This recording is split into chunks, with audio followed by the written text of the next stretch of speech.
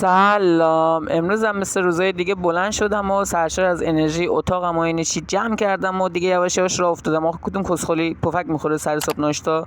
اشکال نداره دیگه. اینجا دلم از یه چیز میسوخت که میبینم ولی دستم از دنیا کوتاه. خدا اینجا یه ویلا که خودم هم یکیش دارم و بهتون نشون دادم، خیلی خوشگل بود لامصب. اینجام که طبق هر روز فامیلا رو دیدم و اسم این گل حتما به من بگین.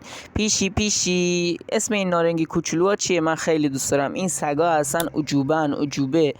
اینجا که چند تا دونه گل چیدم که بوی بعد کانکس بره. رسیدم سر جاده و دیگه کسخل بازی رو گذاشتم کنار، در کانکس رو باز کردم به امید خدا، لباس رو انداختم و دیگه گلا رو گذاشتم سر جاشون. اینجام که یه ویدیو واسهتون گرفتم که داشتم تابلو رو میوردم بیرون و حمایت یادتون نره. حتما نظرتون رو برای من کامنت کنین که چجوری ادیت میکنم و حتما هم بهم بگین ویدیوی بعدی چی باشه.